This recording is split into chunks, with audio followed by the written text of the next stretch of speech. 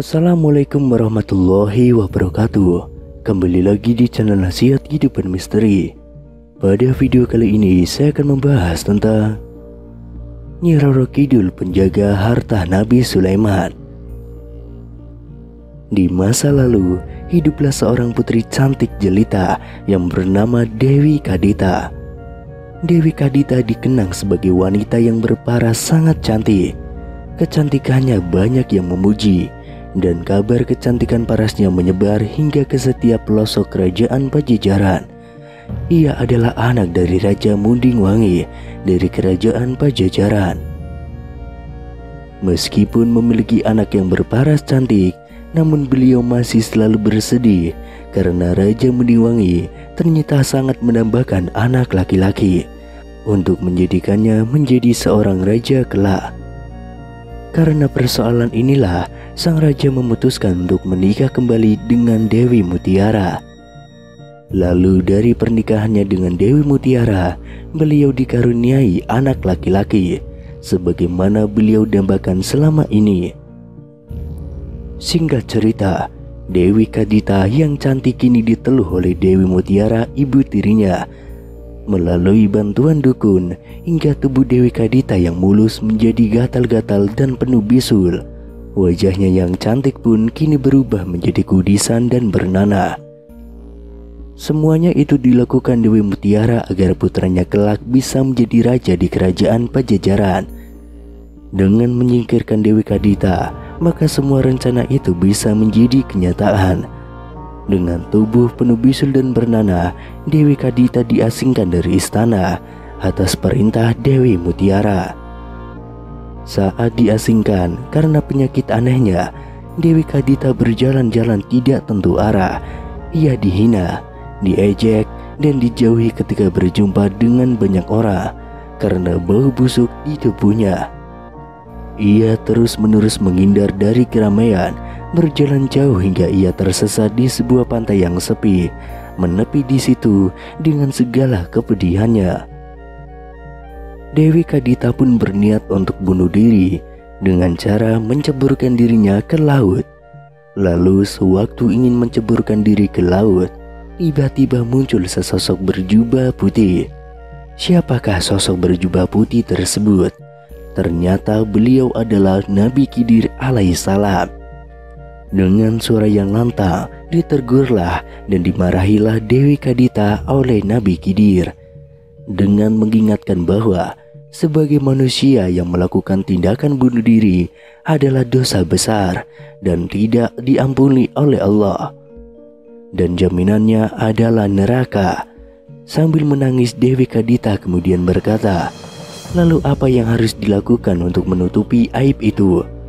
Oleh Nabi Khidir alaihissalam dijawab, "Itu bukanlah aib, tapi itu adalah takdir Allah subhanahu wa ta'ala." Atas izin Allah, Nabi Khidir menawarkan kepada Dewi Kadita untuk tinggal di Laut Selatan, sekaligus bertugas untuk menjaga harta warisan Nabi Sulaiman, dan juga ikut menjaga lingkungan sepanjang pantai selatan Jawa. Dewi Kadita pun kemudian menyetujuinya. Hingga sekarang masih menetap di Laut Selatan dan dikenal dengan Ibu Ratu Kidul. Dengan dibantu oleh doa, Nabi Khidir alaihissalam memohon kepada Allah, sembuhlah penyakit yang diderita oleh Dewi Kadita. Setelah sembuh, Dewi Kadita juga memiliki ilmu atau kekuatan, sehingga ia menjadi penguasa atau ratu pantai selatan. Seperti yang kita semua ketahui, Nyi Roro Kidul adalah legenda yang sangat populer pada masyarakat di Pulau Jawa. Sebagian masyarakat hingga saat ini masih percaya terhadap wilayah kekuasaan Nyi Roro Kidul di sepanjang pantai Laut Selatan Jawa. Berikut kekuatan gaib yang dapat memberikan ketentraman ataupun sebaliknya pada masyarakat Jawa. Dua hal tersebut ditanggapi masyarakat dalam bentuk pelaksanaan upacara penghormatan dan tidak melanggar pantangan. Kedudukan Nyi Roro Kidul sebagai Ratu Lelembut Tanah Jawa menjadi motif populer dalam cerita rakyat dan mitologi. Selain itu juga dihubung-hubungkan dengan kecantikan putri-putri Sunda. Masyarakat Sunda mengenal legenda mengenai penguasa spiritual Laut Selatan Jawa yang berwujud perempuan cantik yang disebut Nyai Rara Kidul. Legenda yang berasal dari kerajaan Sunda Pajajaran berumur lebih tua daripada legenda kerajaan Mataram Islam dari abad ke-16. Meskipun demikian, penelitian antropologi dan kultur masyarakat Jawa Sunda mengarahkan legenda Ratu Laut Selatan Jawa kemungkinan berasal dari kepercayaan animistik prasejarah yang jauh lebih tua lagi, yaitu Dewi Prahindu Buddha dari Samudra Hindia. Ombak Samudra Hindia yang ganas di pantai selatan Jawa, badai, serta terkadang tsunami-nya kemungkinan telah membangkitkan rasa hormat serta takut terhadap kekuatan alam, yang kemudian dianggap sebagai alam spiritual para dewata, serta lelembut yang menghuni lautan selatan yang dipimpin oleh ratu mereka, sesosok dewi yang kemudian diidentifikasikan sebagai Ratu Kidul. Selain ombak besar dan sejumlah misteri yang belum terungkap, pantai selatan memiliki sisi mistis yang sangat kuat. Karenanya hingga sekarang di zaman modern ini pun, masyarakat masih kerap mempertanyakan asal-muasal legenda Ratu Laut Kidul tersebut. Dan masih dijumpai hingga kini, masyarakat banyak yang melakukan ritual di pantai selatan Jawa. Dalam Kamus Besar Bahasa Indonesia, mitos sendiri adalah suatu cerita bangsa tentang dewa atau pahlawan zaman dahulu, mengandung penafsiran tentang asal-usul alam semesta, manusia, dan bangsa tersebut, mengandung arti yang mendalam yang diungkapkan dengan cara gaib.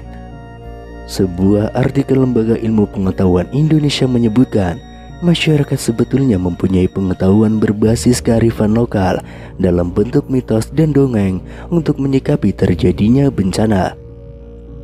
Mitos dan dongeng sebetulnya bentuk keingintahuan masyarakat pada masa lalu terhadap peristiwa alam. Penemuan fakta sains juga dapat berkembang dari mitos. Terkait mitos Nyi Roro Kidul, memang belum ada penjelasan ilmiah yang dapat mematahkan kisah tersebut. Namun sebuah penelitian mampu menjawab kejadian gelombang besar yang konon terjadi di Laut Selatan dan dihubungkan dengan Nyi Roro Kidul. Selain itu, cerita lain juga menggambarkan Panembahan Senopati yang merupakan pendiri kerajaan Mataram Islam pergi mencari bantuan ke penguasa Laut Selatan ketika kerajaannya akan diserang oleh kerajaan Pajang. Bantuan tersebut pun direstui. Panembahan Senopati juga mendapat dukungan dari Nyi Roro Kidul. Berdasarkan Babah Tanah Jawi, sebelum mendirikan kerajaan, Panembahan Senopati melakukan semedi. Semedi tersebut membuat hawa panas yang menyebabkan gelombang besar.